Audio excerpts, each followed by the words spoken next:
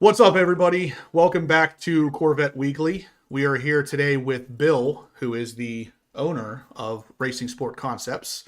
You've heard me talk about them a lot. Today, we're going to talk to the actual owner. We're going to kind of pick his brain, see all kinds of answers on carbon fiber stuff. So if you guys have any specific questions, start cooking them up.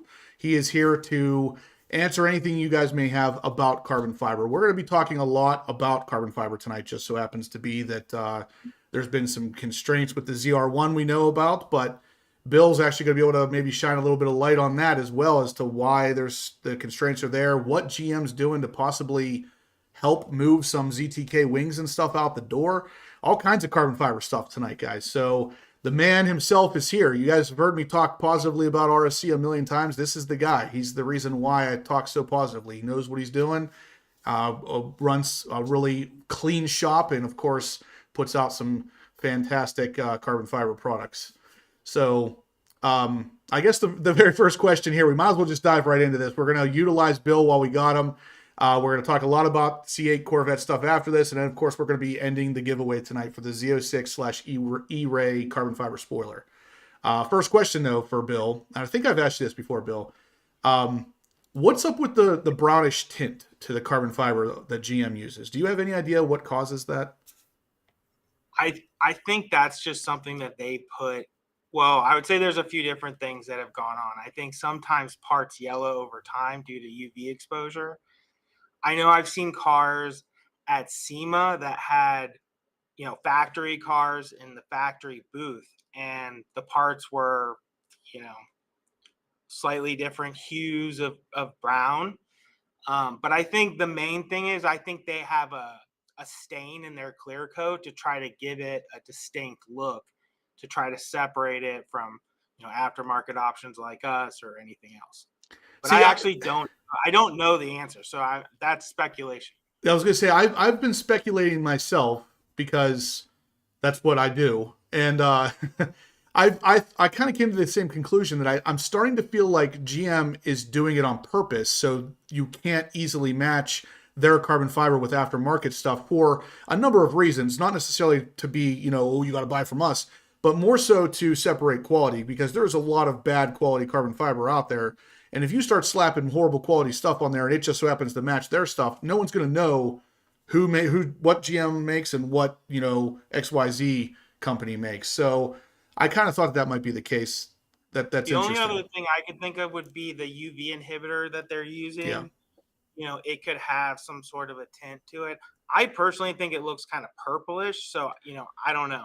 So I could see. I noticed that on the C8 Z06, it started to gain more of a purplish tint now, whereas the C7 stuff, especially, I have a picture here somewhere I'm going to try to dig up of my C7 ZR1 under the fluorescent lighting at the Pittsburgh International Auto Show. It looked as brown as it comes. So I think they've moved away from that a little bit, but now it's starting to get into a little bit more of a purple. Yeah, I think there was something with the C7 parts, because I know when I got my C8 early on, one of the things the dealership had mentioned to me was that there had been some issues with that on the C7, but I don't know the details of it. And I'd also say that I've talked to enough of the GM engineers about different rumors that I've heard over the last 20 years on the forums. And a lot of times there's, a very good explanation for something that, the internet is completely wrong speculating about. That doesn't surprise me. So, whatever the reason may be, I've heard this before too. I have Hot Rod Todd says my carbon fiber doesn't look brown on my Z06. It doesn't necessarily look brown or purple like we're talking about here until you're comparing it to the aftermarket carbon fiber pieces, because by itself it looks fine. But as soon as you enter in any aftermarket carbon, I've never seen GM's carbon really mimicked from anybody else. So if I had to guess, it is a UV thing that they're putting on it, and it gets worse over time.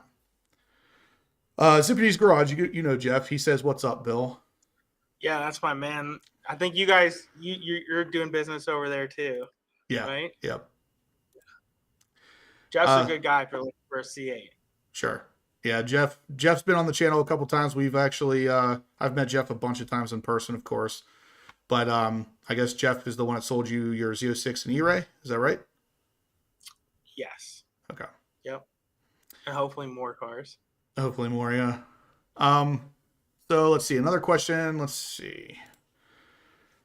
This is always a good one. Mir says, will RSC be making the taller high wing pedestals painted in carbon flash? That I don't know. The part of the reason for that would just be there is some adhesive that connects the OEM wing to the OEM stanchions. And so with the carbon, if you get a weird situation, you can normally polish it and stuff like that. But with the paint, I think people pulling their stock stanchions off and switching them to painted stanchions, there's going to be more risk of that. And we aren't really selling painted wings yet, because basically all a painted part is for us is a part that's a carbon fiber part that we're now painting black instead of with clear coat. And so it really just adds cost. It doesn't really reduce cost. And so the more complicated the part, the more expensive the paint is. So, I mean, I don't see that happening anytime soon, but maybe in the next like 9 or 12 months when we get things stabilized, we could add that.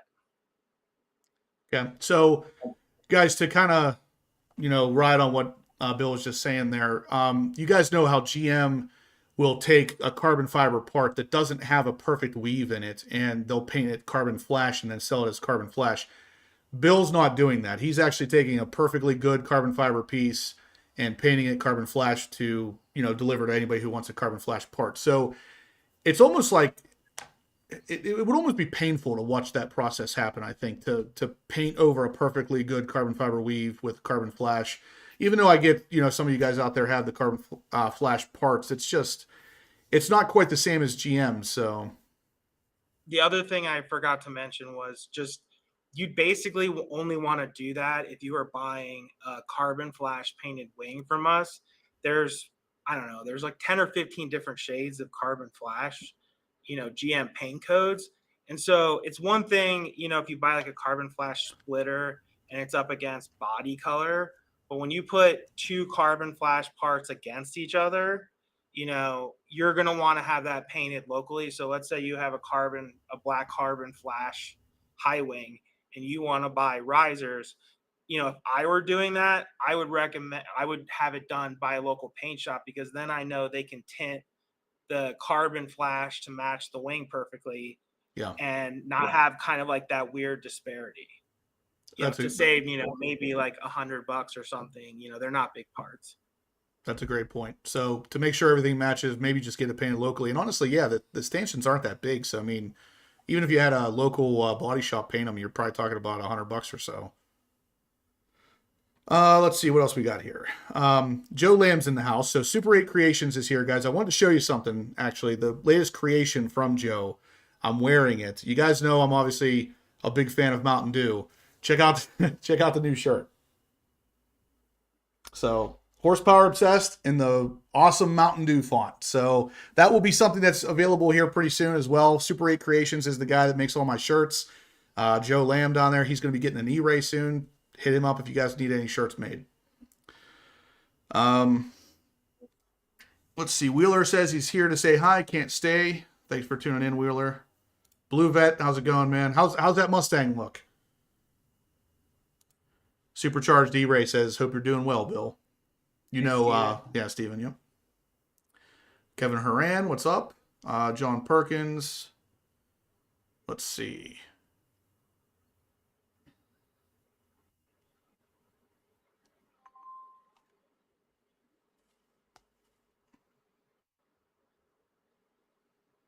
Yeah, UV tint. John Perkins says his still looks really brown. Yeah, guys, check this out. This is my ZR1 under fluorescent lighting at the Pittsburgh International Auto Show. It doesn't always look like this, so I don't want to say that that's awful, but it's not great, but it doesn't actually look like that in person, even though that is not an attractive look. Look at how brown that is. This was in 2019, too. That car was brand new at this point. Like, maybe 5 months old at this point, with Expel on it, ceramic coating, and that's how brown it looks.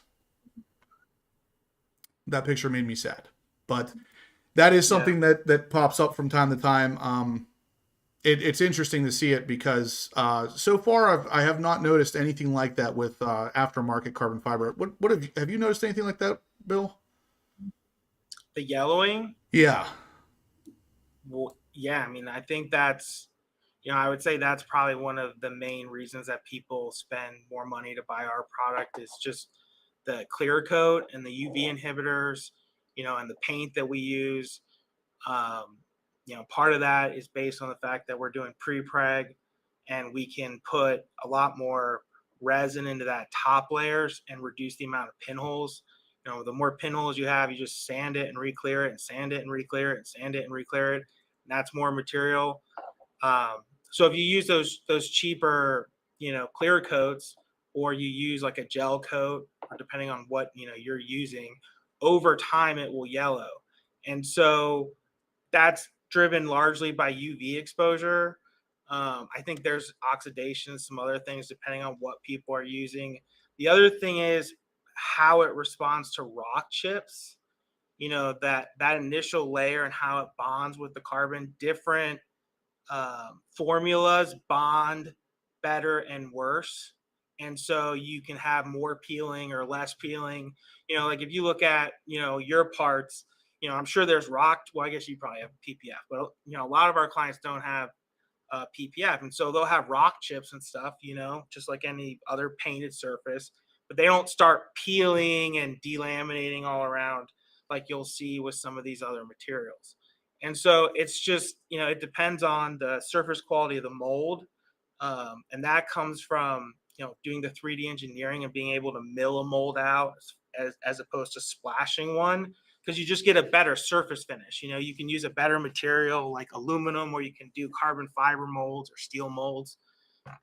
Whereas if you're just doing a wet layup, you're normally just going to have like a fiberglass mold that's, splashed off a part or an ABS prototype. And so you just have more porosity, more of an uneven surface, and it just requires more finishing work. Yeah.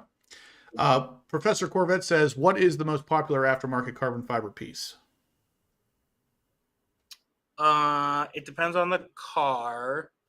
I would say front splitters and rear spoilers. Okay. Yeah, Professor Corvette guessed front lip, so that's pretty much right. AARPM says, happy Monday, Corvette people. What's up, Aaron? And this is a good question, too. Probably the same kind of thing. The interior GM carbon fiber looks good, but exterior seems to turn brown. I'm assuming it's probably a UV inhibitor they put on the exterior stuff that they're not adding to the interior parts. Would you agree? Well, on the X brace, I would say it's also heat. I mean, yeah.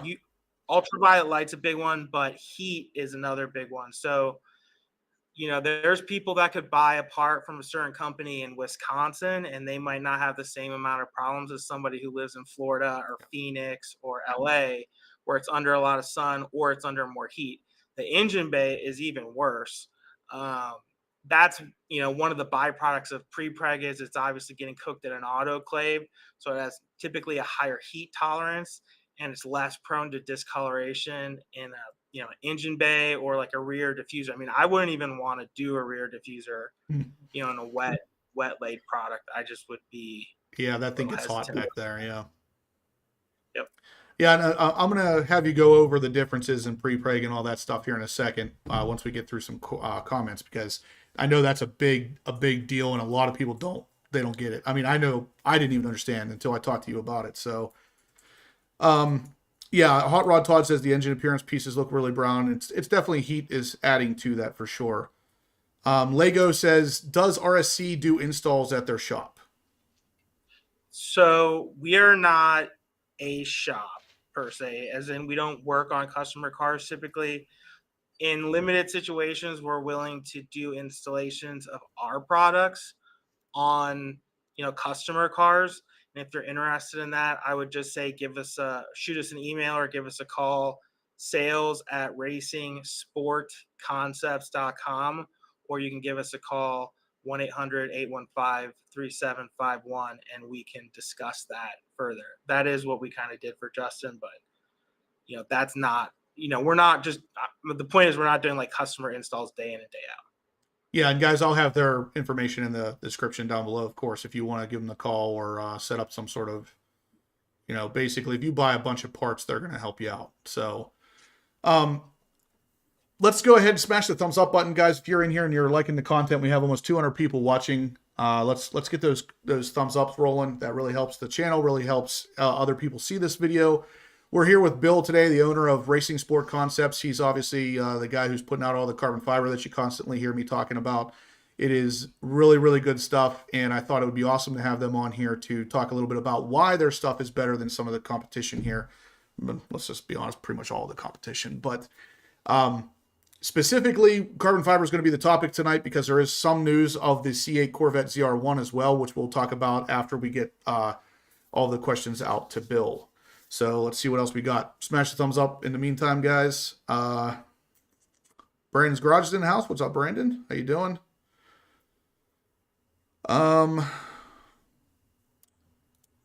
This is a great question, actually. Ryan says, does RSC High Wing have a piece that covers the holes?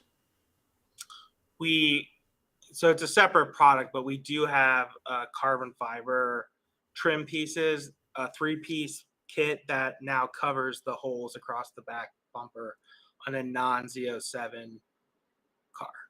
Oh, okay. Well, that's good to know. I didn't know you guys had that yet. Well, I thought you were getting your bumper painted. Yeah, I don't know what I'm doing yet.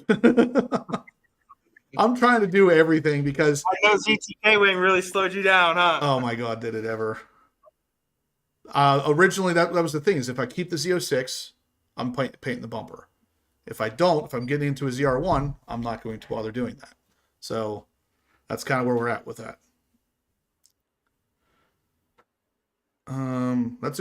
That's a weird question, but I'm going to ask this. This is not necessarily aimed at Bill, but Professor Corvette wants to know if anybody has ever removed the carbon flash paint from a piece of carbon fiber.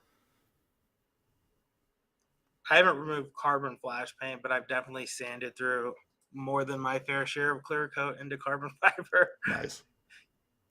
So what do you It's do? not nice. Yeah, that's when you throw it away. Oh, that's when you throw it. Okay, good to know. All right, so Mr. T, because I can't pronounce this name. Of making really good carbon fiber is throwing away a lot of stuff. Oh yeah, yeah. What series pre-preg is used in these parts?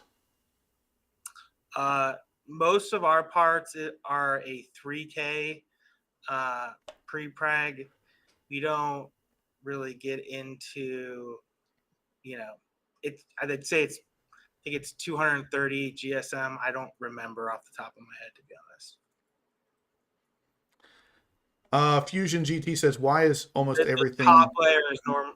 The one other thing I would say is the top layers is typically Toray. It's a Toray source product. Fusion says, why is everything sold out at RSC? Because of Justin. Perfect answer. No, I mean...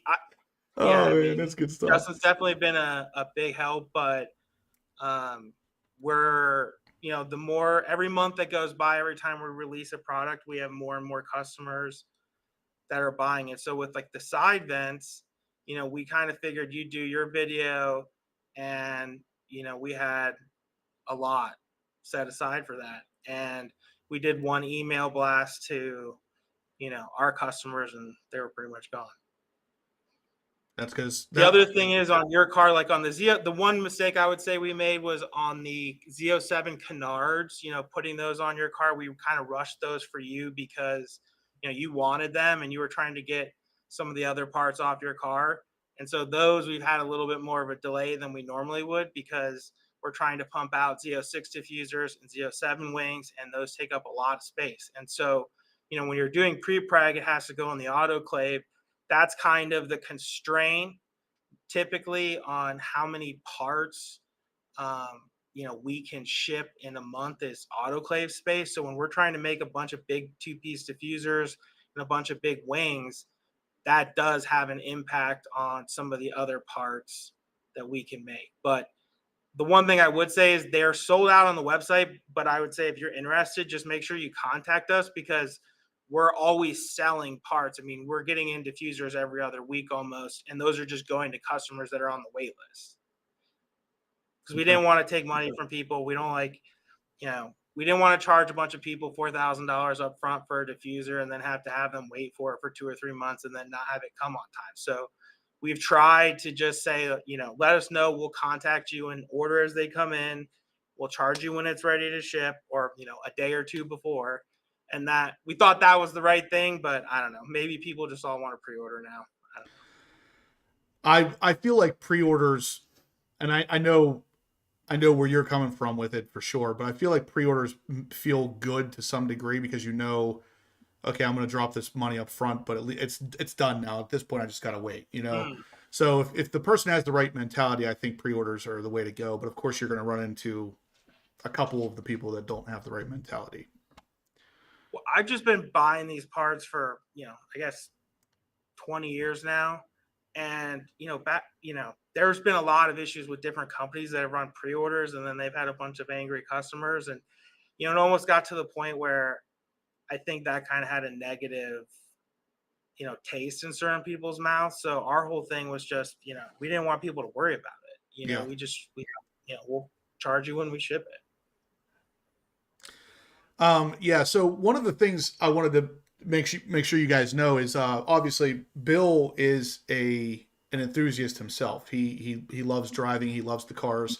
He's been in the position where all of us have been before, and I've mentioned this to him before. Every time I get a piece of carbon fiber from him, I text him and thank him for not disappointing me, because so often you open up that package that you're just super anticipating. You open it up, you're super excited, and what you're holding in your hand is just a piece of garbage. And you're trying to be excited still, but in reality, you're so upset that this thing does not look anything like you thought it would. And I've texted Bill a couple times and I've gone through the parts of opening, and I'm like, okay, one of these is going to be bad. Like, I just know it. It's going to happen. And every single time I open up a part from him, it's like it's fresh off the freaking perfect carbon fiber train. And I always text him and thank him for that, because that feeling is really horrible. But he knows that feeling because he's been on the other end of that, where, since he is an enthusiast, he's purchased things where he opens up the box and feels let down like that. So he wants to make sure that doesn't happen to anybody. And that's a fantastic approach right in itself. Yeah, I mean, and I think this is the same thing that the same reason why GM, has so many constraints, is just no matter who you have make this, no matter who's laying it, no matter what, there's just a lot of waste. And if, people come, number one complaint we get is price. And the reason that we charge more is not just the variable cost on one product. It's all the finishing work that we're doing. It's all the QC. It's all the extra steps, better hardware, better design, better engineering, better tooling. But it's also the throwaways. Yeah. I mean, it's, throwing away 20 or 30% of, the parts sometimes because the resin in the pre-preg changed, or it, the temperature wasn't cool enough, and it, whatever, or there's a drop of whatever water moisture under the clear coat. There's a lot of things that happen. And so you have a choice of either pushing that product out to the customer or getting rid of it, so we do paint some of those parts, but just because we paint it doesn't mean we didn't spend just as much money to get it, right. And you still have other things that you can't paint and stuff like that. And so I think if you want to try to maintain a really high quality level, it's kind of hard to gauge the right amount of tooling and the right amount of production, to meet the demand, not to have too much, not to have too little. And I think for GM, I know when we were at the Rolex 24, Tony Roma had said that something about the amount of tooling, and they tool up for a certain amount of cars, and made it sound like that was kind of one of the constraints. And I think that, and the waste, I just think it's hard for their supplier to keep up with demands. And I know they're trying to go to more and more. But I've talked to enough manufacturers around this country and everywhere else that, they don't want to do stuff unless it's OEM. And there's a reason for that. So that kind of funnels into the next question here. Professor Corvette says, why is it so hard for GM to get carbon fiber? It's not that hard for RSC, right? No, it is hard. I mean, it's a battle every day. I mean, we have customers who are furious because we don't have parts that, they want, and we're trying to get them, and we're trying to maintain a quality level. And we just know, especially right now, I mean, so much of our business is word of mouth. We're barely doing any marketing. And so, we've got to maintain that quality level. I mean, there's a bunch of diffusers out there, and there's a bunch of them. It's just, we're not shipping them to you because there's something wrong. And so, I mean, that is what it is. And there's not that, you can't make unlimited amount. You can't scale it that fast without having a drop off. And I think, GM's dealing with it. We're dealing with it. And I'm sure there's other companies that are dealing with it too. Sure. David Jones, how you doing? He says it's been a little bit. He's had some family health issues. Glad to see you in here, man. Jay Brazelton says, Justin, did you get your ZR1 allocation yet? I did. I have an allocation for a ZR1, and I passed on it because they weren't going to come with the ZTK package, and I'm not going to give up the biggest thing is the suspension, because you guys have asked me before, well, why don't you just get the car and get all the RSC stuff for that one too? And I said I could do that, but the problem is the suspension is different on the ZTK car, and I'll never be able to replicate that without serious money. And honestly, even then, I don't think you can. So that's my biggest thing is I want for the ZR1, like the C7 ZR1 I have, that thing has maintained and gone up in value because I got the right car right off the bat. The Z06 was never going to be the collectible car for me. It's going to be a car that's in high demand for a while, even after the C8 is done because of the engine, but it's never going to be the collectible like the ZR1 would be. Red C8 Z06 says that Carbon Flash doesn't turn brown with a laughing face. Yeah, that's true. Zippy's Garage says, any plans for C5 aero parts? I am a buyer. I think I might just make some for you, Jeff. Well, it's kind of the same thing. What's Bill's take on GM's sourcing issues for carbon fiber? I know that they've gone to a few different manufacturers. I've tried to introduce those guys to some of my manufacturers at SEMA. I think it's hard to I know that it's hard to make the product at the price point that GM needs it at and to make it in large quantities. And there's so many variables. I mean, it's kind of hard to describe, but that's why this stuff's so expensive. Yeah. All right, guys, like Brand's Garage says, smash the thumbs up button for me if you're liking the talking so far here. We're going to have some C801 news coming up after we're done with Bill. He's answering all kinds of carbon fiber questions, though, so if you have anything for him, leave it in the chat here. We'll get your questions answered. Kevin Horan says, are there any engine parts available, like the X-Brace or anything like that? No, because, if I'm going to do something that is that load bearing, I would need to do an exorbitant amount of engineering, and, I just would not be able to compete on price with, somebody who's just making it out of carbon fiber and hoping that it's strong enough. And I'm not an overlay guy. I mean, we try to make real parts. The only overlays we've ever made really are the B pillar covers, because that piece is really hard to get out of the car. And a bunch of people wanted it. I wouldn't have made it otherwise, but I'd like to do a billet one out of aluminum. That's really cool. But I think to do that properly out of carbon fiber would be cost prohibitive. I'd be kind of curious to see the one out of billet, though. Yeah, I think you could do something really cool. What series carbon fiber does RSC use? I don't know what can you ask him to elaborate more specifically? Yeah, Mr. T, if you could elaborate a little bit on what you mean by what series carbon fiber, we can get that answered for you. New Horizon, he says, what's up, everybody? He's a few minutes late. Hey, Bill. Hey, Justin. Awesome to see RSC in the room. Yes, it is. Good to see you. Nice. Can I see the chat somehow or not? Are you on your laptop or on your phone? I'm on a computer. Yeah, if you pull up your phone and go into the video on my channel, you'll be able to see it. Seawolf06 says, "Hey Bill, are you going to the Bash or Corvettes at Carlisle?" Yeah, I think both. The only reason I missed Carlisle last year was because my wife and I had our second kid. So That's a good reason. Michael Knight, which is spelled exactly like you would think, says, "Bill, please add a Z06 OEM style 3/4 side skirt product. I want to buy your OEM style high wing, side intake, front splitter, and mirror caps, but he wants all this carbon fiber to match." we do Michael, have those. oh, you do have them?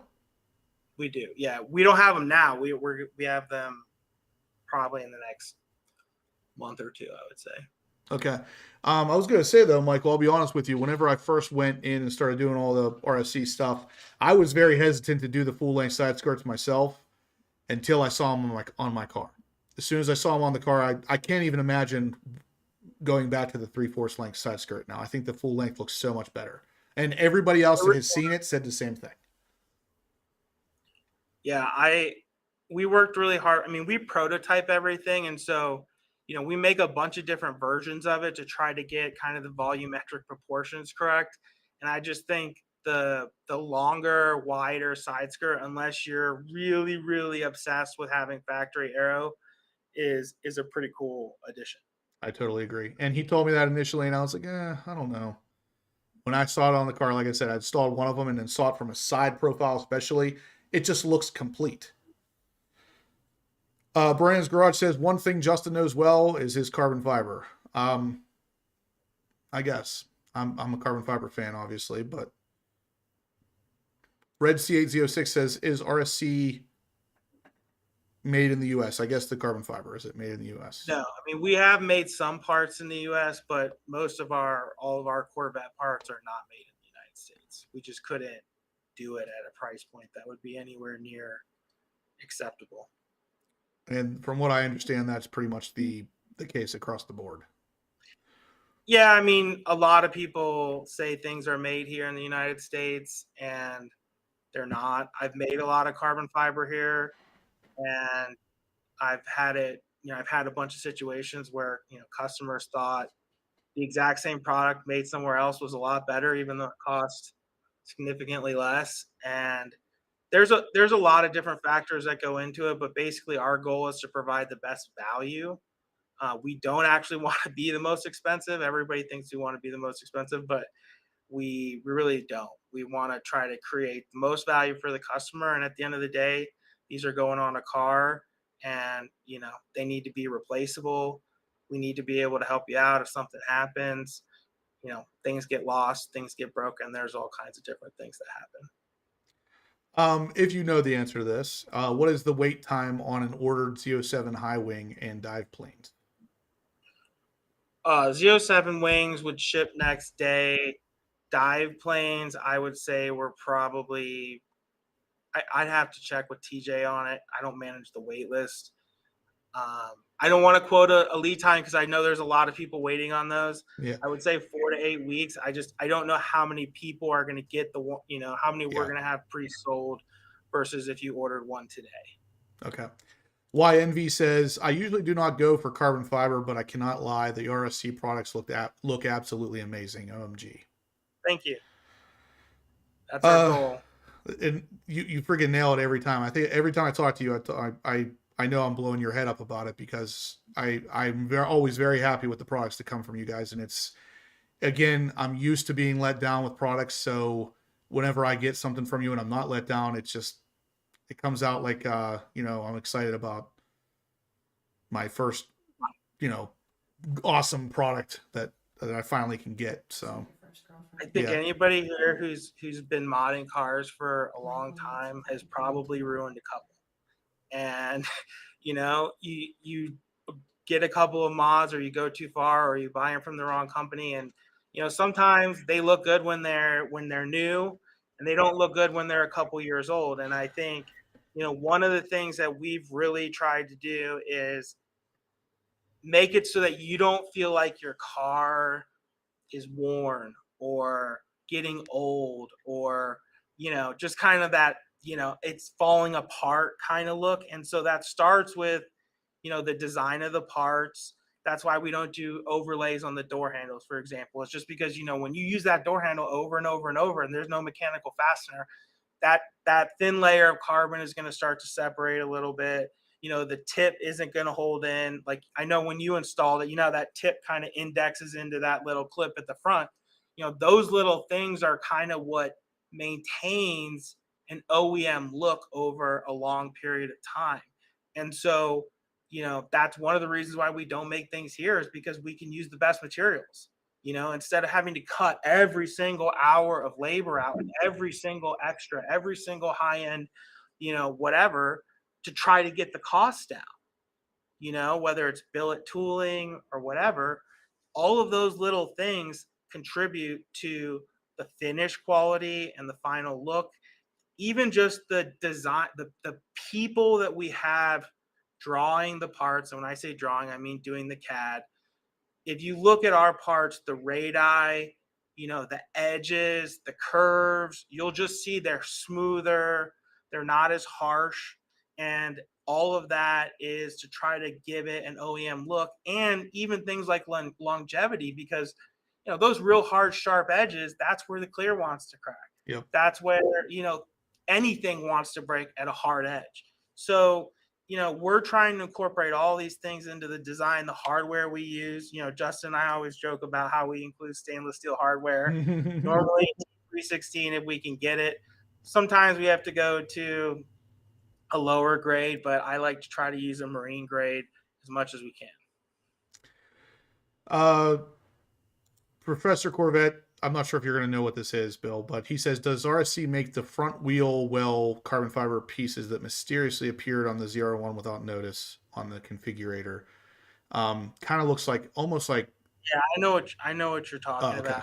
We don't yet, but we have a few different things in mind for the areas around the wheels. And we have some pretty smart people when it comes to Corvette aerodynamics helping us. So nice. Bill, what's your turnaround time on parts from concept to sales out the door? What do I want it to be, or what is it? I would say probably 3 to 4 months for a part, and it's probably 6 to 8 months before we're really able to have strong inventory. It depends on the part, how much it sells, but that's kind of like the ramp up right now, before it's like we just have stuff sitting on the shelf. I mean, we try to keep stuff on the shelf. We've got all our C8 stuff in stock now for the first time in probably 2 years. I mean, so we're not trying to, we don't make things to order. We're not waiting for your order to make stuff. We're just trying to make as many good parts, and ship as many high quality parts as we can. Yeah.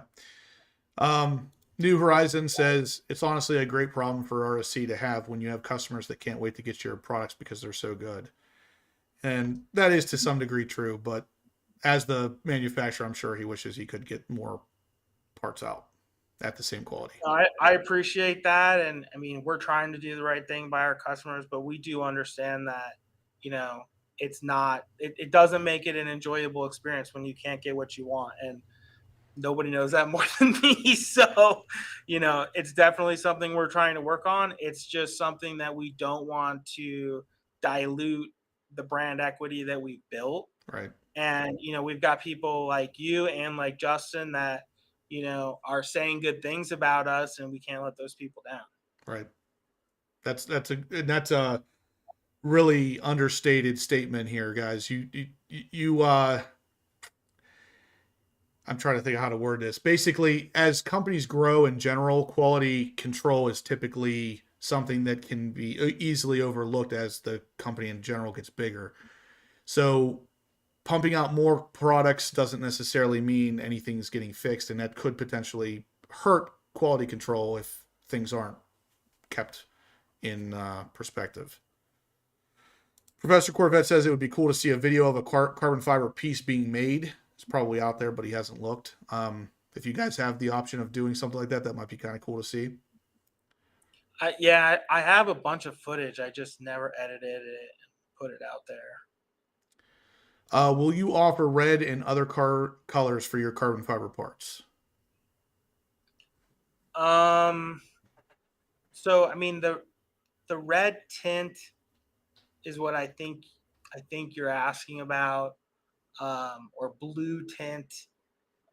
I would say is something that we would consider. And I mean, it's always something we can do. I mean, that's just a matter of having it painted with a tinted clear coat. But that's not something that we've had a lot of demand for at the moment. I'm supposed to ask when the whole covers for the Z06 will be available? Unless they're sold out. I mean, I think they're on there right now. Actually, you know what? I might not have photos of them yet. I was gonna say I know we've been selling them. Well, we've been selling them to people who've been waiting that have bought wings, and so I don't think they're on the website yet. That makes sense. Yeah, I would say if you want some, just email us and we can sell you a set. They're just not on the website yet. There you go. All right, Brandon, you might be the first one to grab those, unless I can get a set first. Yeah, exclusive. So let's see what else we got here.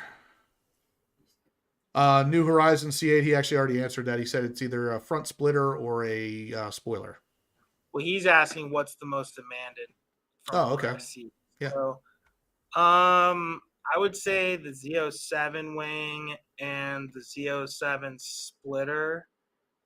And then obviously side vents have been really hot, but they've only been out for 2 weeks, but we sold a ton of them. So I would say probably Z07 splitter and Z07 wing, or Z06, style splitter. All right. So for the person who was asking earlier about what series carbon fiber you use, he said Touray, T800, T1000, etc. It depends on the manufacturer. I can't say T1000 without immediately thinking about the Terminator. That's too much. Is RSC going to have a one-piece C8 whole cover for the high wing? Is RSC going to have a one-piece? One. Yeah, like you have 3-piece now for to cover the whole. Or for the regular C8? For the regular or for the Z06? You don't have a one-piece; it's a 3-piece. Seawolf says, congratulations on the second child. I'm behind on these comments, by the way, so a lot of this stuff is going to be... Brandon's Garage says, will RSC have their parts for sale at Carlisle? I don't know. Justin and I have talked about that a little bit. I would say we're kind of undecided. That's a solid maybe, Brandon. Charles says, how often do you have failures because the prepares was not refrigerated? The pre-preg wasn't refrigerated. It cured before the liquor. I can't think of a single time where that has happened,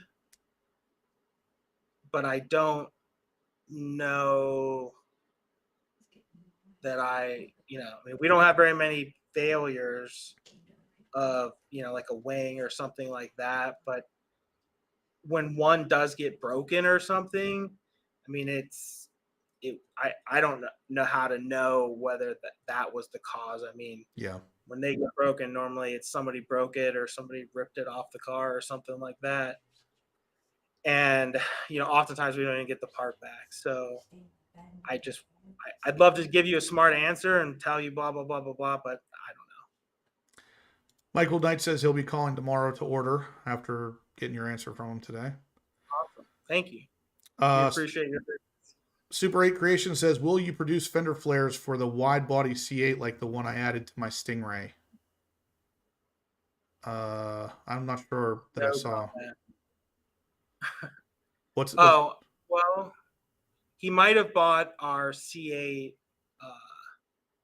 We have like a C8 rear canard that goes in the rear mud flap. Yeah.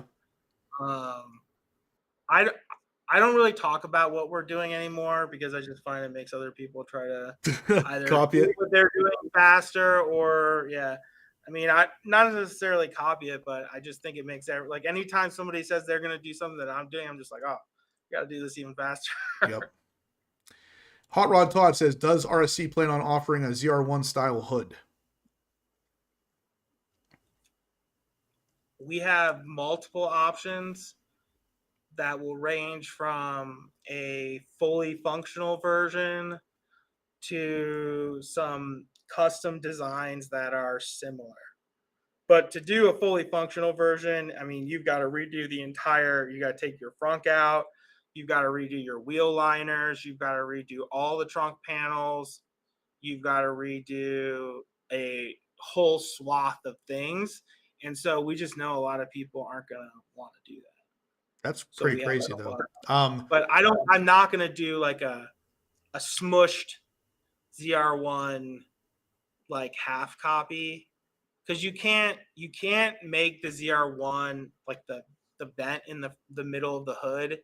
It doesn't work with the stock right front or with the stock trunk panels. It's sunk lower on the ZR1. So all the so-called ZR1 hoods, they don't actually look anything like a ZR1 hood. And I don't like making like a bad copy of a factory part, I guess. Yeah, the vent itself swoops a lot further down on the ZR1 hood because it's literally going down into the frunk, whereas the aftermarket replacements can't do that because you'd lose your frunk then. Vet says, thanks for having Bill on the channel. I learned a lot. Yeah, that's what this whole thing was about. Lars said full-length side skirts and rear diffuser makes the car look so good. I agree. Thanks, Lars. Let's see. Professor Corvette says, would you speculate that the price of the carbon fiber in general will go down over time via new processes and advances? I don't really see that happening. I think, I don't really see labor prices going down, and I don't really see raw materials prices going down. I don't really see electricity going down, and I just think that it's going to continue to go up in price. It's a very, very labor intensive, hard process. I mean, first you've got to lay the material down, and it's got to be laid down perfectly. Otherwise there's a defects and you've got to throw away. So you've got to get somebody that can really lay this. What we're at least using pre-preg, so it does have a tackiness to it, so it'll stick to the mold kind of like a sticker. So it's kind of like laying PPF or something like that, where it'll kind of stick a little bit. That's actually, I guess, probably a bad example, but still, if you tear it, if you do anything wrong, you've ruined the whole part. Then you got to trim the thing, so yes, you can trim it with a machine, but then you've got to have a trim fixture, you got to have a vacuum table, you got to have a huge mill. So now you've got all this milling time, and even then, for instance, we made Porsche splitters here, and I think we ordered 10, and 6 days later, my friend who owns the factory showed up with an extra like 7 splitters that somewhere the mill had ripped off a tab or cut into the carbon fiber, or whatever, it came out of the jig a little bit.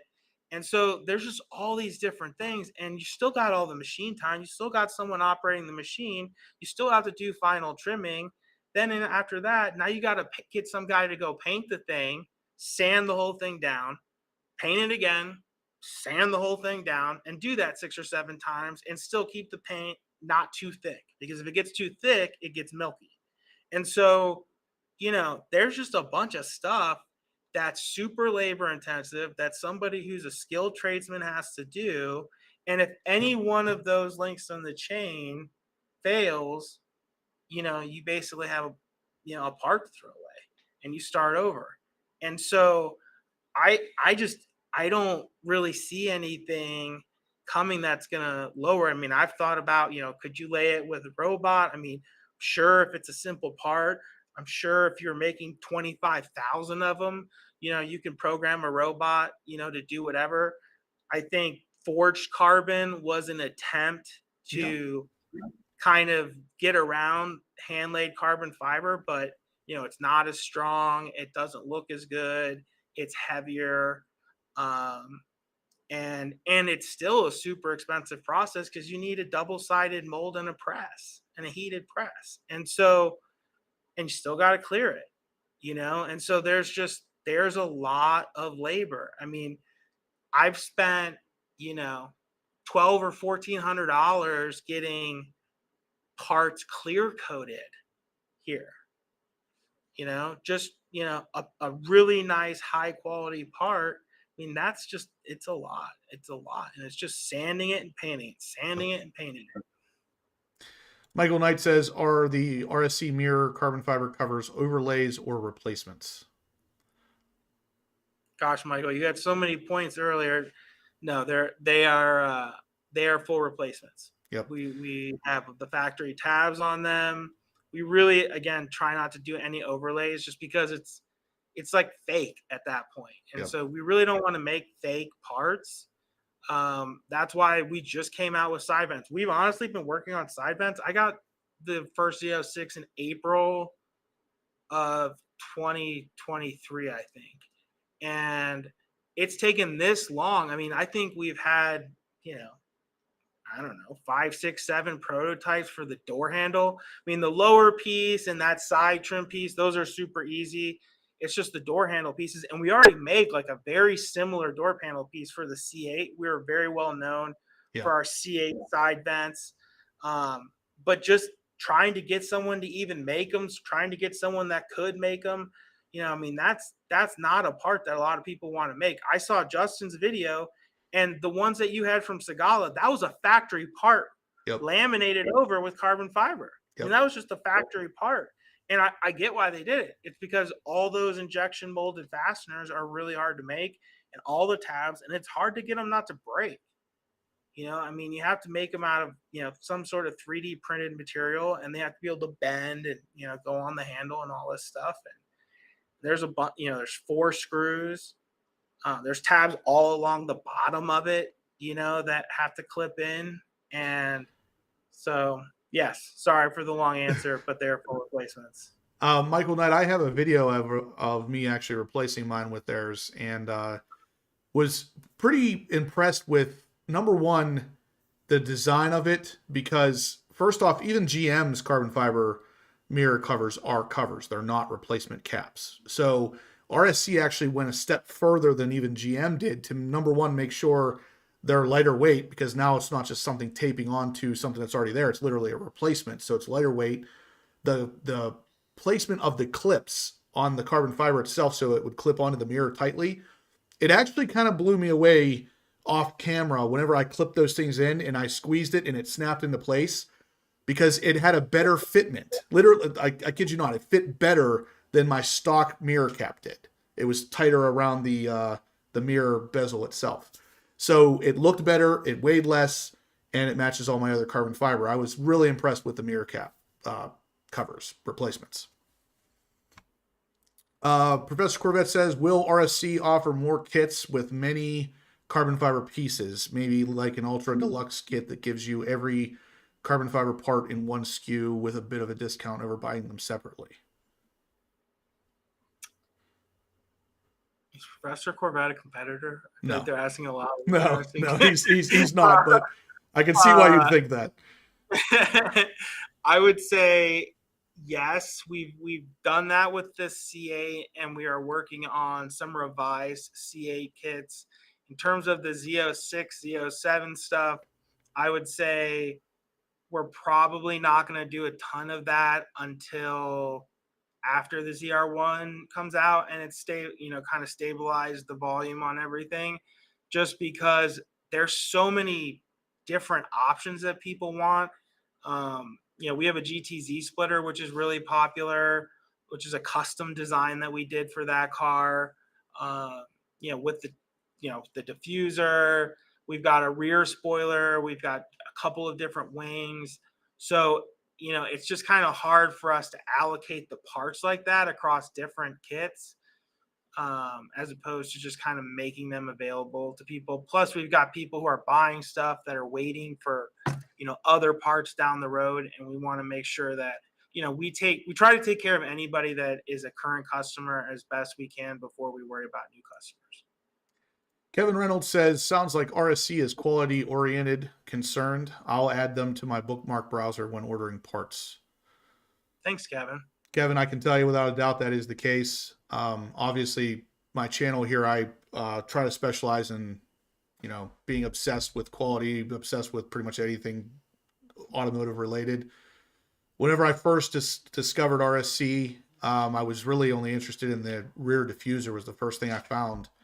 And then the more I dug into them, the more I realized that their parts were significantly higher quality than anything I had seen before.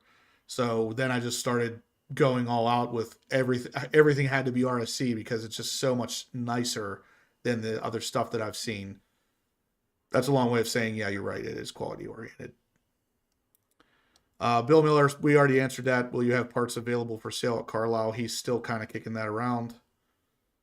We did it one year. We got a really weird space. It flooded, and it didn't seem like anybody wanted to buy parts. Like everybody came and talked, and we ended up selling a bunch of parts afterwards. So I would segment exhibiting from, are we going to be trying to sell parts there? Right. A lot of our customers, they don't want to carry it. They don't want to put it in their car. They don't want to whatever. We'll just ship it to wherever it's going to be installed and, kind of go from there. But if we get a bunch of people that want us to do it, we'll consider it. But I don't know. I would say we'll exhibit most likely. But if you want to buy something, you can buy something anytime you want. We ship almost everything next day if it's in stock or same day. And that's easier than trying to, get stuff there and have packaging there. And yep. Bill Miller says, do you include the rear brackets with the Z07 high wing? Absolutely. We have custom made rear brackets that we made here right down the street. And my landlord made them. He has a huge metal fabrication shop that's right down the street from us. And those are shipped with every order. And our upper brackets that go through the bumper are really nice. Those are actually CNC machined. And they're really, really nice. So Super 8 Creations was the one asking about that carbon fiber extension that you thought was the rear mud flap thing. Mm-hmm. He's actually talking about an entire fender wheel well spat, like they were on the C7 Z06s, where the little extension ran the entire length of the wheel well. I'm sorry, I'm like looking out the window at the car in the shop. I'd have to look at the attachment points. I'm in discussions to do a bunch of stuff kind of in that area. And I would say that's definitely something that, we're going to look at more. D'Anthony's in here. He's a friend of mine. He says that he hit you up on the mid-engine Corvette a few months ago, mid-engine Corvette forum, and asked about the Z06 risers. He was wondering if there's any update on when those might be available. Yeah, you just shoot us an email at the sales at Racing Sport Concepts, and we'll get you a set. Okay. Another question about a fender spat. So that might be something to look into. That's two people wanting to know about it. Does RSC Z07 high wing attachment use the GM Z07 bumper holes? Not drilling any hole, not drilling hole covers, buying a new Z07 bumper and having it painted. Yeah, absolutely. It's designed to be a direct replacement. The brackets are designed to be, a direct replacement in terms of, where they're located. And that's what I have on my car is I have an extra bumper. I have a Z07 bumper and I have a Z06 bumper because we have the spoiler and we have the wing. Okay. I kind of was wondering this too, Aaron, so I'm going to ask this. Michael Knight, is that your real name or is it a Knight Rider reference? Either way, it's awesome because if his real name is actual, what's that? So maybe it's David Hasselhoff. Yeah, if it's really Michael Knight though, that'd be pretty freaking cool. Let's see. Is it possible to make carbon fiber side mirror mounts? I've actually been thinking about this. it is possible. It's just a question of, how many people are going to really want to do that. And, you get into the retraction and stuff like that. And I'm very averse to problems. I try to make, as many problem-free products as I can. That's why we never did nacelles, on the convertible, just because I didn't want to get the call that day when some guy went into the dealership and they tried to void his warranty or whatever because he had carbon fiber nacelles on his top. And that's why we never did that. So when stuff's kind of mechanical like that and it can break, we're a little bit more hesitant. But I was just thinking about this the other day. So 10 Seconds 06 says, my factory carbon fiber door handle is an overlay. I don't know if you knew that or not, Bill, but GM's is an overlay. Yeah, I do know that. And the museum installed the driver's side a little crooked, so he had to take it off and get it replaced at his local dealership, which sucks because his has PPF. So his was just basically a statement about why overlays suck. This is Kevin Reynolds saying this, not me, but he said Segala sucked back then and they suck now. So I'm not going to agree or disagree. I'm just going to move on past that one. Let's see. Do you offer a splitter with the dive planes kit for the C8, Z06, Z07? Yes, he does. We do, yes. I have a video on that, Jay, if you want to see it. I put their splitter and dive planes on, and again noted ridiculously good fitment, but most notably, it weighed 2.5 pounds less than my Segala stuff because there was no fiberglass in it. All carbon fiber. It was a they're really nice pieces.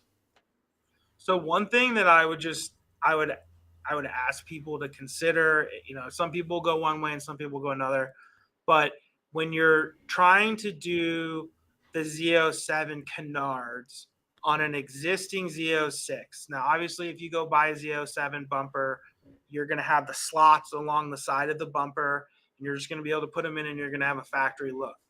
I do not recommend, and it's nothing specific to the product, it's just the nature of having to cut the slots in the side. Now, I know some people want to use tape. No one is a bigger believer in tape than me. I used to build boats my dad used to build boats, and I would help him for law enforcement and for the military. And so I grew up around really strong adhesives and gluing aluminum boats together and all kinds of stuff. So I'm a big believer in it, but what I can tell you is customers do not always install taped products correctly, and or some sort of external circumstance occurs.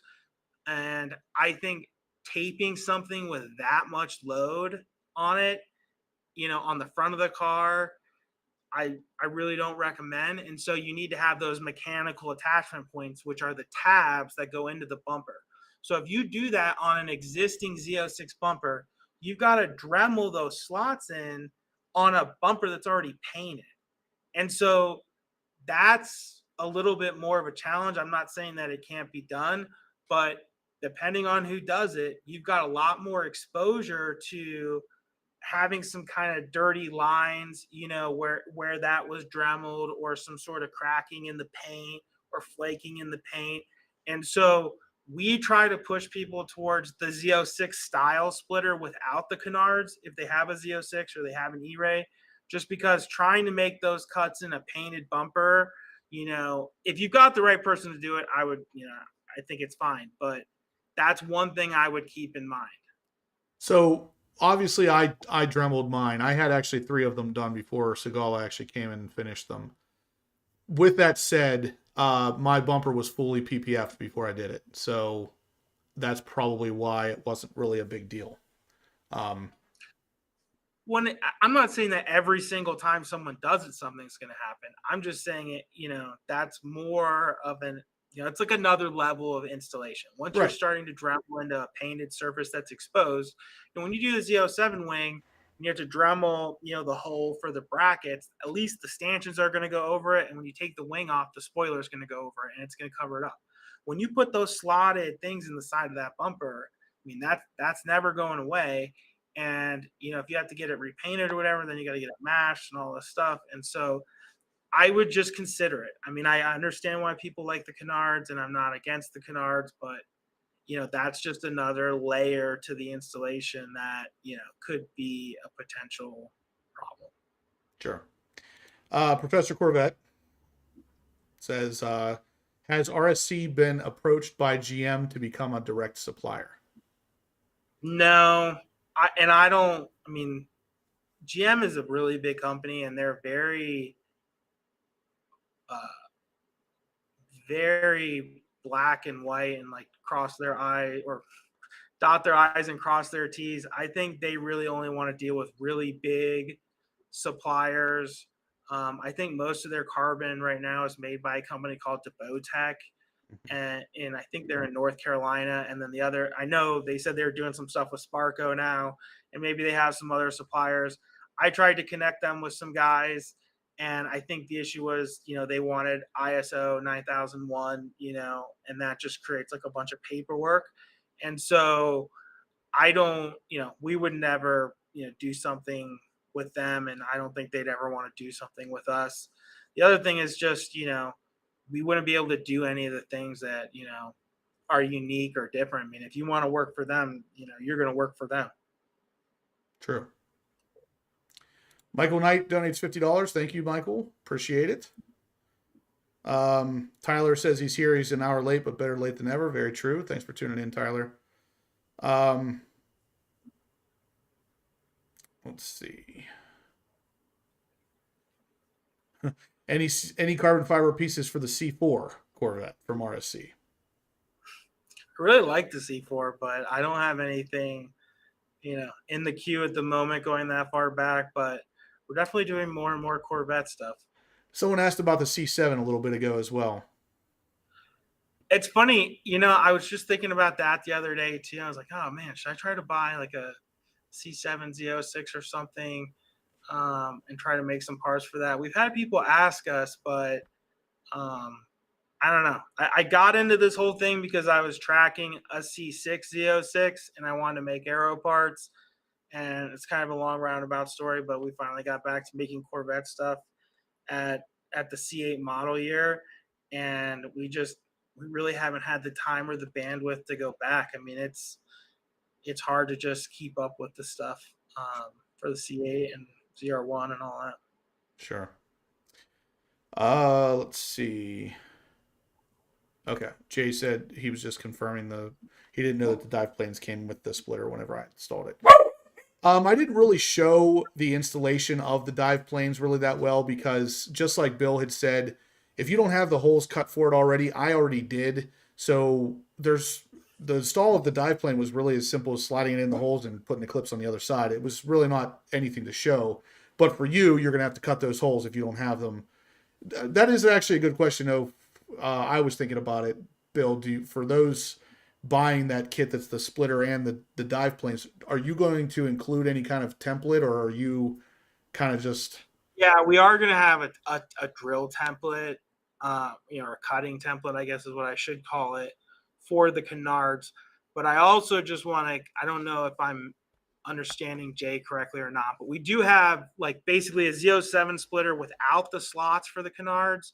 And then we have a Z07 splitter with the slots for the canards. And then we have the canards, obviously. So you can get the look minus the canards without them, or you can get the look with the canards.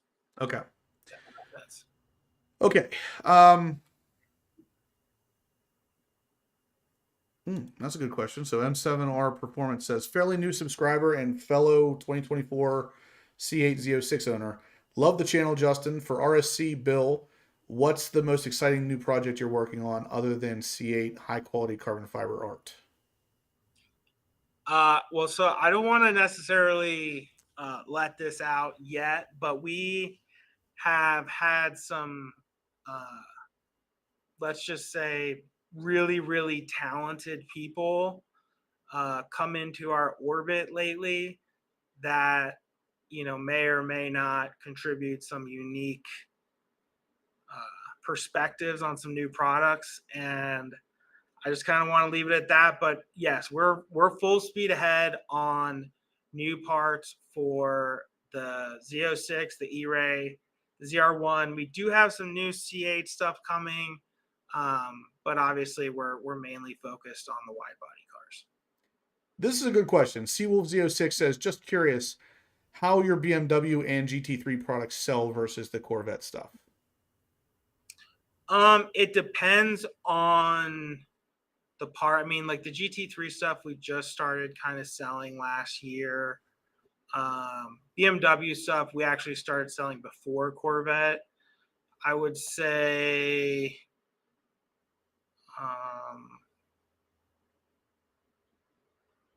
probably 2-to-1 Corvette stuff. Good to know. So I'm not seeing any other questions here. Oh, no, we just got one. Never mind. Question for Bill. I know we're focused on Corvette here, but any plans to do carbon fiber for the Cadillac Blackwings? That is a good question, actually. Yeah, I mean, that's something that we've definitely been thinking about just because I really, in doing the C8 stuff, we sort of got to know some of the people at Corvette. Of course, a lot of them aren't there anymore, but the people at Corvette really kind of brought me to appreciate the Corvette GM brand a lot more than I previously had. And I think there's a lot going on with the Blackwings. I think Tony Roma has really kind of transformed that brand over the last, I don't know, what is it, a decade and a half now or 2 decades. And I think that's a really compelling offering. I mean, the fact that they're offering, I guess a mid-size, let's call it a 5 Series E-Class size car with a manual. Yep. I mean, that tells me you're a car guy, and that's what I loved about, this Corvette program was, coming out with like a high revving 5.5 liter, V8 for the Z06 that's naturally aspirated. So, okay, these are car guys. Yep. And that's what really kind of made me feel this sense of endearment to the Corvette brand, and hopefully it'll continue to stay like that. Kevin Reynolds says, Bill, how old are you and how did you start RSC? Furthermore, will you be expanding outside of carbon fiber? I'm 38. I think, yeah. I'm 38. I'm 38 like 3 weeks ago. Happy belated. I acquired the assets in 2014 of a company from a friend of mine who had been doing some carbon fiber stuff. And so I acquired the brand and I acquired some of the molds and some of the products and kind of relaunched the company. We don't have any plans to do anything outside of carbon fiber. Our goal is just to be the best at what we do. And that is, I guess I take that back. We don't have any plans to do anything outside of body parts. Do we plan on working with materials other than carbon fiber? Yes. But our goal is just to be the best at making aftermarket body parts. We're not trying to make wheels or exhausts or trying to do all these different things. We're happy to collaborate with great companies that are, the best at those things. And, we'll do our part, which is, the aero and the body parts. D'Anthony says, what is your process for determining what cars you will make carbon fiber pieces for? I would say over time it's shifted from kind of what the brand was known for, which was more kind of Lamborghini, Aston Martin, high-end stuff that the previous owners of the assets were interested in. As I got more involved, I've kind of moved it more towards Porsche, BMW, Corvette. I'm a driver-oriented person. I just love driving. I love, the feeling of rotating a car around a turn. So I'm a analog, rear-wheel drive, manual, rear engine oriented person. And so, I try to do cars that are, enthusiast driven cars. So I would say that would kind of be one of the first criteria. The next one would be how many are there? What percentage of those people are going to modify cars? What's the customer like? One of the things we've really enjoyed with Corvette is the customers are just outstanding. I mean, so many of you guys have just really interesting backgrounds, or really nice, or just, knowledge about, super deep knowledge about specific subjects. I went to this event with the Corvette Museum at the Rolex 24, and I was talking to a PhD geologist about the history of humanity. I mean, it's just we really have just enjoyed the customers that we've gotten to know, the people like Justin, the influencers, the people at Corvette, the people around Corvette. And so, that's definitely pulled us more into making more and more Corvette stuff. Um, but I would say those are kind of the two main things. How many cars are there? Is it an enthusiast oriented car? And kind of what percentage of those people are going to modify their cars. We kind of have a baseline of where we're at price wise, and so there are certain cars that we really can't make products for with our current manufacturing process and our current product line. But we've certainly found a few good marks with like BMW and Porsche and Corvette, and I think we'll do some more high end stuff. I'm going to work on some Porsche stuff here in the next tomorrow and the rest of the week. So got a lot going on. JC ZR1 guy says, "Are you going to make a similar high wing for the for the ZR1 that's non-ZTK package?" I'm pretty sure you already have that. Yeah, so I mean, we have a high wing for the cars that are like a Z06 or an E-Ray or a non-ZTK ZR1. We did kind of scale it down. So our ZR1 style wing, let's say, is not as aggressive as the factory one, because if you actually ran the factory one, you'd just be banging off the bump stops at high speeds with, like especially the E-Ray suspension. Wow. And I think the stock, I mean, I could be wrong. I obviously haven't tested it, but I just know that the spring rates are a lot softer. And, like with my E-Ray, we don't, even if you lowered it a little bit, I mean, it really wanted to bottom out the front suspension like a lot. Okay. The Z06 is not as bad, but, and obviously that car was lowered, so I don't want to I'm not trying to say anything about the E-Ray. I don't want this to turn into a thing. We had modified it. We had put bigger wheels on it. So This is not an indictment of the setup of the car by any stretch.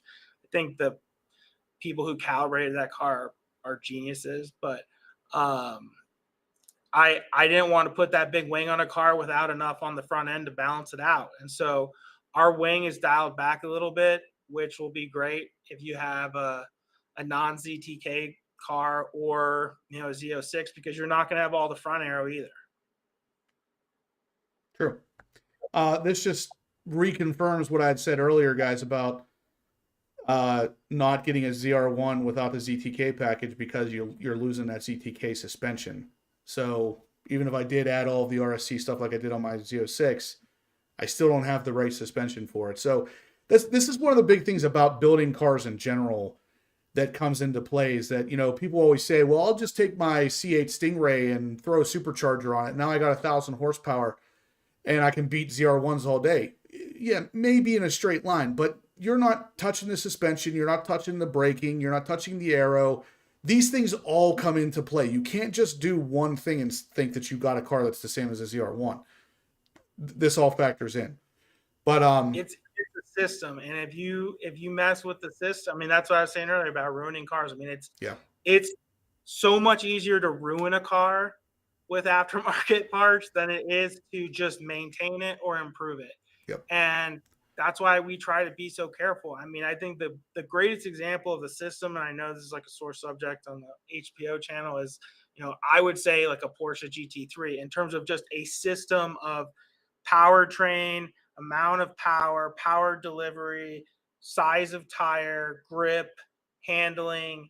It's just the entire system that works together. And so, if you just try to go put one of these big wings, like we never made Z06 wings for the C8, because you're not going to have enough on the front end to balance it out, and the car already pushes. Yep. Not a sore subject, by the way. I'm one of the only Porsche cars I would ever attempt to own would be a GT3 RS. Someday I will have one. I don't know if you.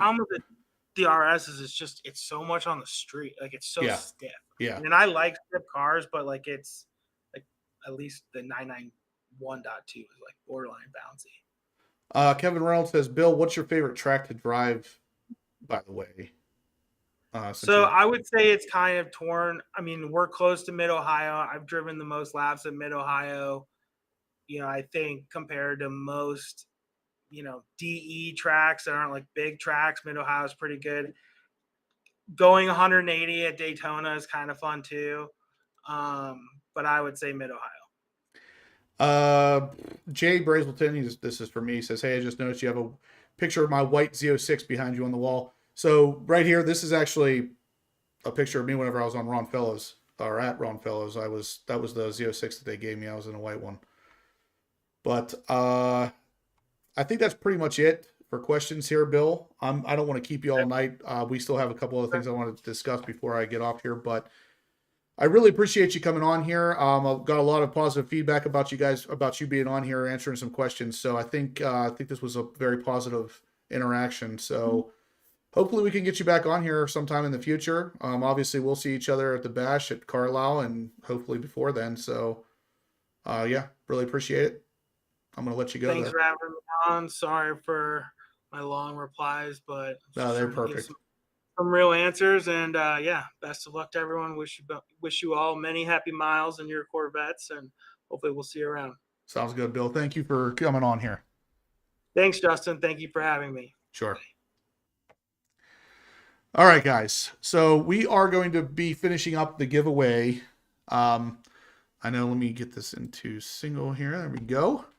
I wanted to get some questions answered with Bill. I think that went really well. So hopefully you guys enjoyed having him on here as much as I did. He's a really cool guy. I've worked a lot with him, obviously, with all the parts on my Z06. But we're going to finish up the giveaway. I wanted to, first off, let me check and see if we got any entries. We did not.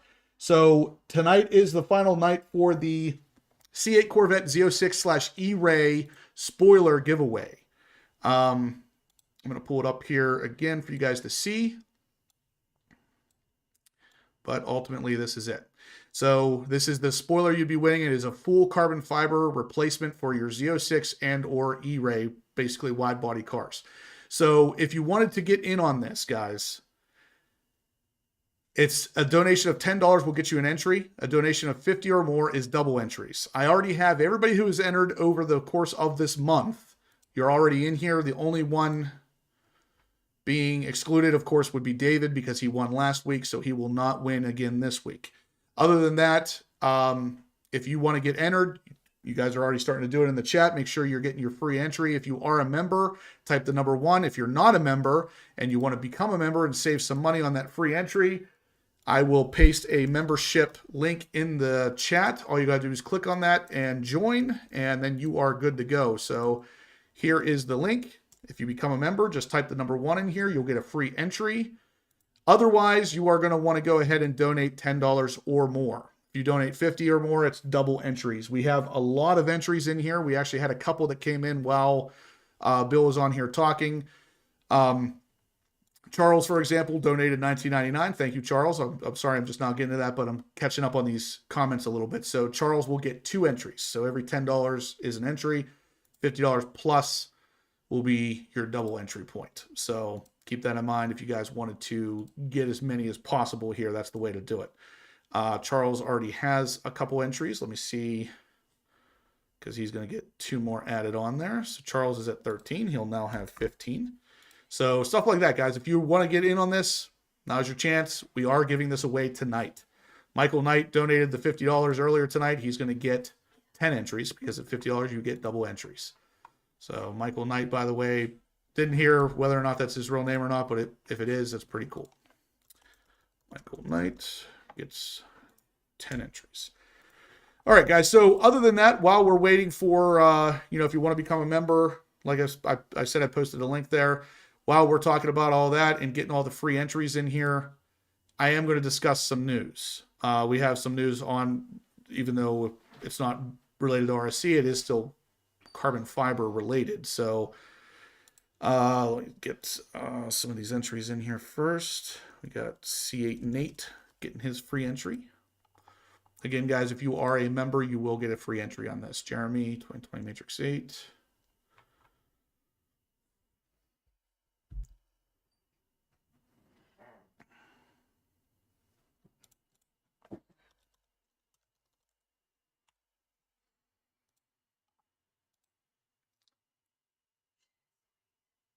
when will the HPO Mountain Dew text shirts be on the site? I'm going to be adding those tonight, actually. Hot Rod Todd, thank you for pointing it out. Again, guys, this shirt turned out absolutely amazing. Joe's a freaking wizard when it comes to making shirts. Whenever he showed me this, I was like, oh my God, I have to have that because it's just so freaking perfect. I love it. So again, guys, shirts are made out of 60/40 material, real comfortable, next level shirts. And the text on it is perfectly done. It's really a nice looking piece. So if you're interested, keep an eye on the website. I'm going to have those up later tonight, maybe tomorrow. I do need to have Amber help me with the entries. That's true. Let's do that. Next time. ZTK being made popular or by popular demand. That is one of the things we're going to talk about here, guys. So you know already, I passed on my allocation for the ZR1 because I wanted the ZTK package. It has come out since then that GM is actually delaying some of the orders for the ZR1 because they're attempting to source high wings. So this is kind of disappointing because apparently some of the orders are being held at 2,000 status instead of progressing to 3,000 because those are the orders that are potentially going to get an option, at least, for the ZTK, high wing setup. It's unfortunate the way that they've worded this because it doesn't guarantee anything. But it's odd that they would have allowed people to pass. In my situation, I had to pass on a allocation. Now, if I had known this, I might not have passed on it. So if you're waiting for a ZR1 and you want that ZTK package, it is possible that the first round of allocations is going to get these by some miracle. So it's unfortunate. Like I said, I really wish I would have known before I passed, but yeah. Here we are. No sponsor contract with Mountain Dew yet. Still working on it. But yeah, guys, the Metallica scripted shirt is on the website. If you go to horsepowerobsessed.com, you will see my Metallica scripted shirt. This one, I freaking love that. This one will be on the website later tonight or tomorrow as well. But yeah, guys, again, if you buy any of the shirts, I really appreciate the support. It really helps out the channel. And of course, I'm trying to make these things as cool as possible so you guys actually enjoy wearing them. Steve Robertson, I'll get you in for that extra entry. You already have quite a few in here, Steve. You are at 62. Between Steve Robertson and Kevin Reynolds, they have the most entries right now, guys. So if you want to try to knock those guys out of the place, now's your chance. Get in there, win this carbon fiber spoiler. I'd love to see somebody actually put this on, by the way.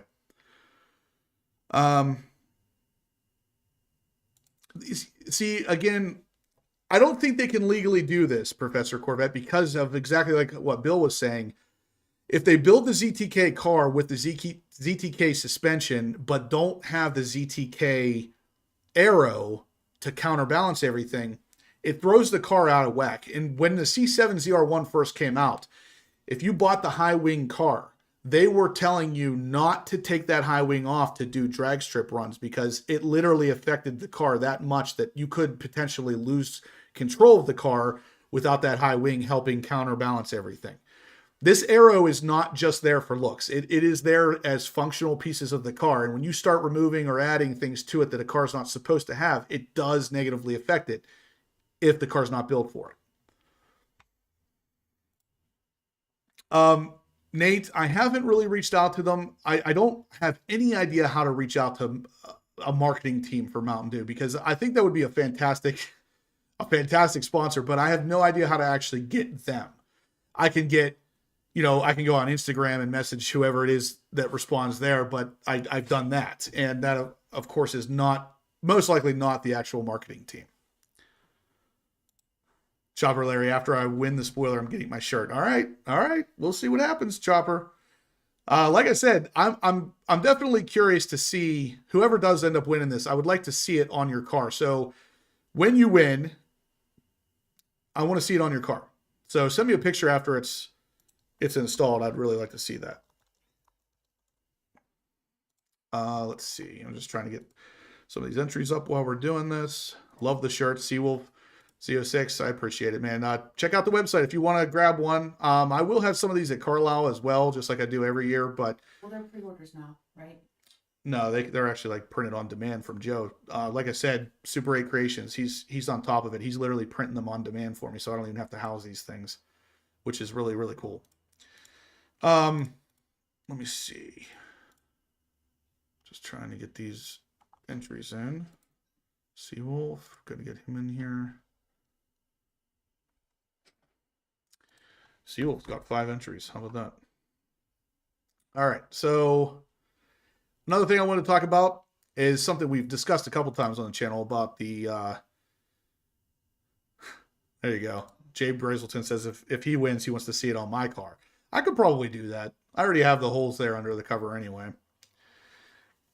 The other thing we talked about a lot on the channel was the cost of insurance on the ZR1.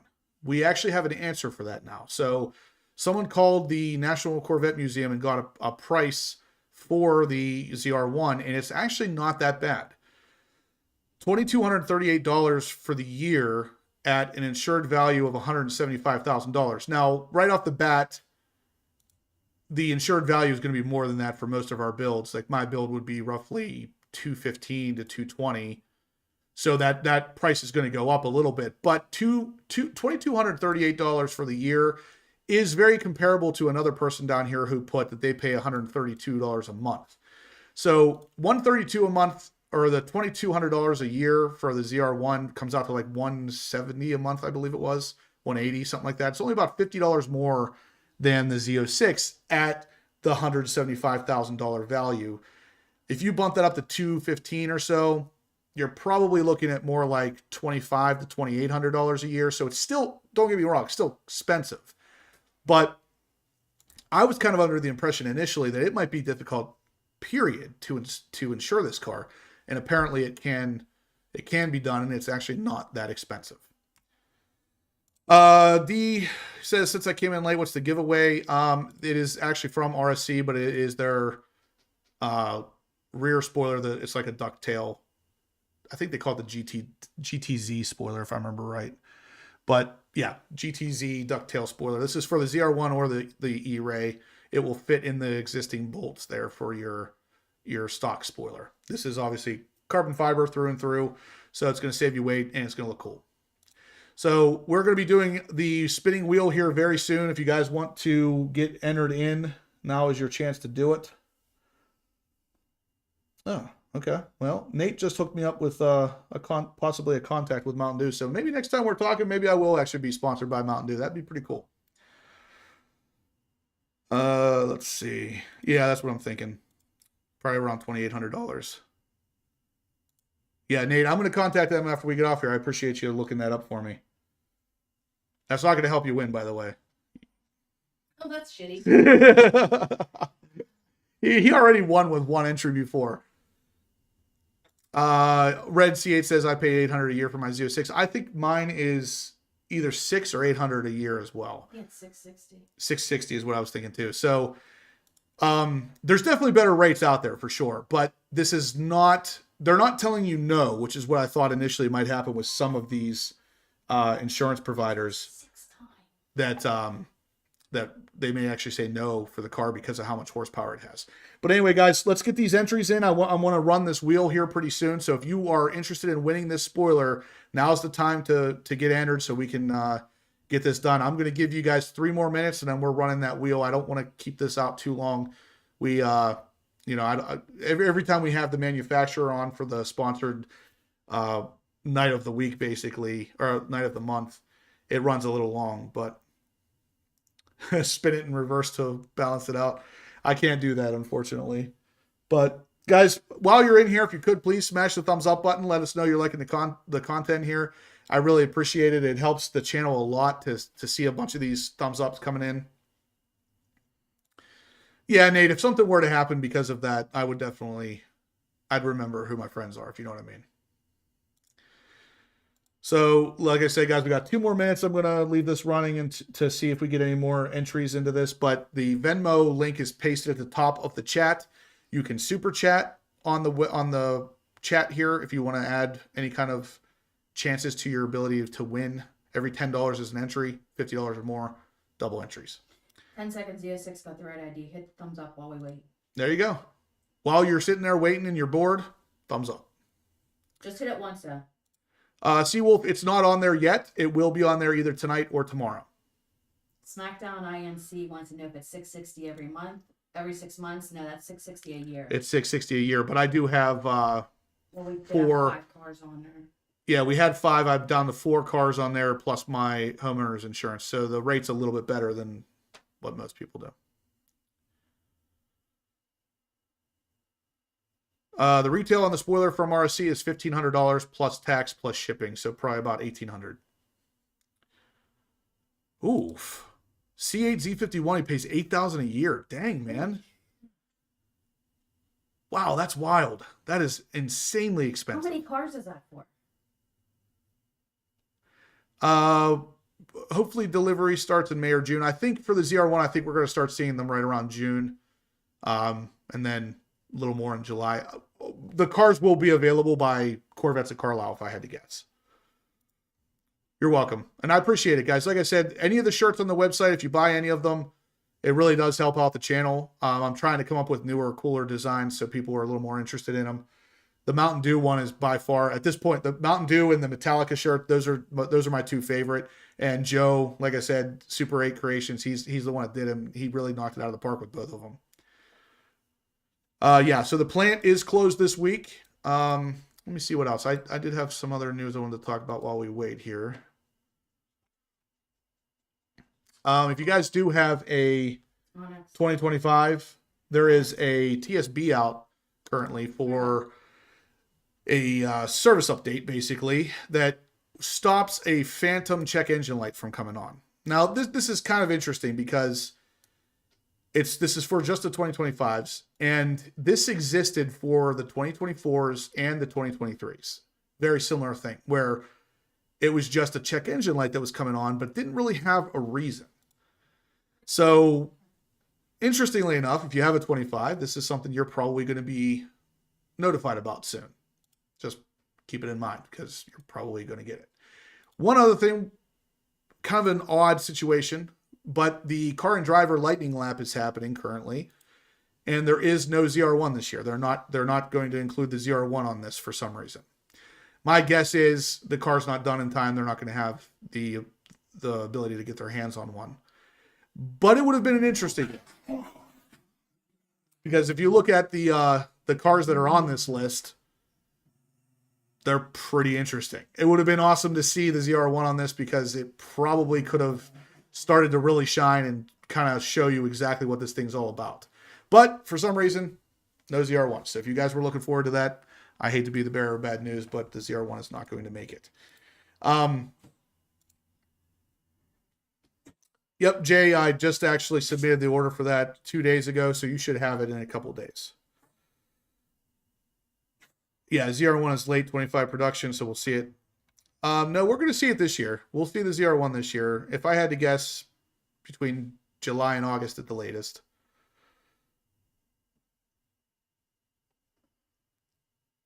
Wow, Mississippi, no DUIs or any tickets, and he's still paying $8,000. That's insane, man. How many cars is that insuring? I'm guessing that's only insuring one car, and you must be pretty young. That's the only thing I can think. That is wild. He has a perfect driving record. You have to be in your 20s, and it's got to be just one car. Because if it's anything more than that. Chopper Larry says done on purpose, not to embarrass the world. I don't disagree necessarily, but we'll see.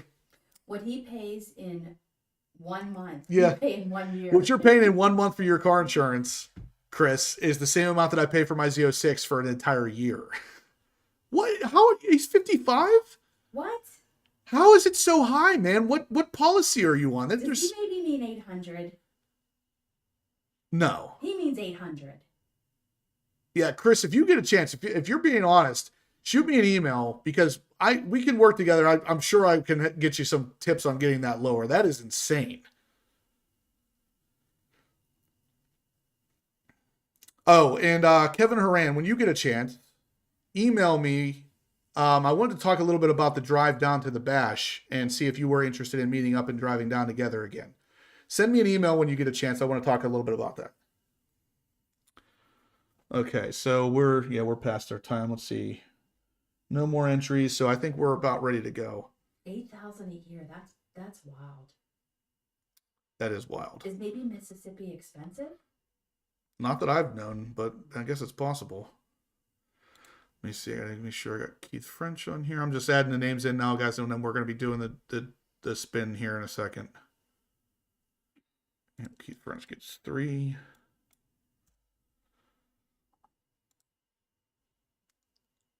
Chris said he'll email you. Yeah, Chris and Kevin Horan, if you can, both email me about that stuff I asked. I'm just getting this wheel set up now, guys. Just bear with me.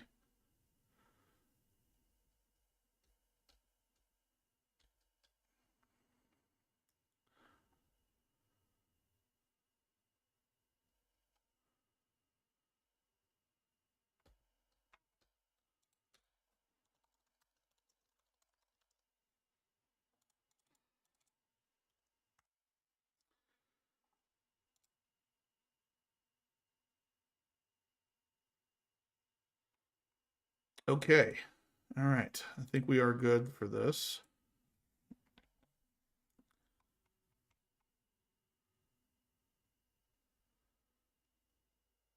Kevin says, when will GM be lifting the ZR1 embargo and letting car magazines and YouTubers and whatnot review the car? If I had to guess, it's going to be right around the time the car is actually being pulled off the production line. So, again, June or July. Jay, I usually come in the night before the bash starts, so probably around 5 to 7 the night prior is when we got there last time, I believe.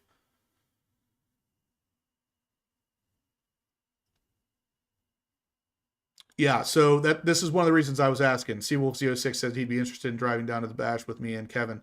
If Kevin wants to meet up, he would be able to meet with you first and then come down and meet with me, Bill Miller, and a couple other guys in this area, and then we'd all cruise down from there. So I'm going to start with Kevin, and then I'll slowly load everybody else in on the email. As long as everybody's interested in going, we could have a group of 5 or more cars all rolling down together. It would be pretty cool.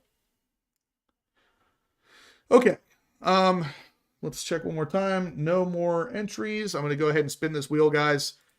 Let's do it. So here we go. This is again for the ducktail spoiler for the C8 Corvette Z06 or E-Ray. Here we go. Reynolds pays $2,380 for the year on his Z06.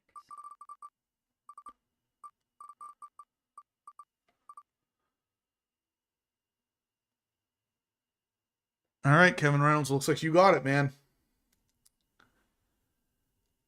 It's taking a minute. There it is. There it is. All right, Kevin. You donated a good bit of money to grab that, so it looks like you won it. Kevin's the winner. Thank you guys again for all the support. Shoot me an email for Chris and Kevin Horan. Shoot me an email so we can get some things discovered. But congratulations, Kevin. Send me an email as well. Or not Kevin, I'm sorry. Yeah. I'm drawing a blank. Yeah, Kevin. There's so many Kevins in here. Kevin Reynolds, send me an email. Kevin Horan, send me an email. I need to know your shipping address, Kevin Reynolds, so we can get you that spoiler for your car. I'm assuming since you're still in here, just let me know that you are, in fact, going to take it versus having to spin that wheel again. We'll just wait for him to confirm that he does want it. I got lucky, says Jay, because I was going to have to install it. I would have been okay installing it. I've seen this in person on an E-Ray, and it looked pretty good. Top of to-do list. Stay obsessed. I like it, Professor Corvette.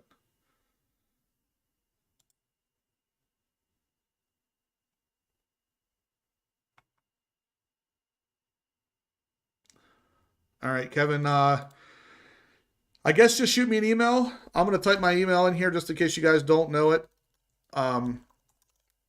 shoot me an email. Let me know if you want it first off, and if you do, what your shipping address is, so we can get it out to you. So if he doesn't, Yeah, if he doesn't take it, I would. Then do we have to do it again next week? I'd spin it again. Yeah. Okay. Either way, guys, I guess that's going to do it. So smash the thumbs up button if you haven't yet. And we will catch you guys same time, same place next Monday night.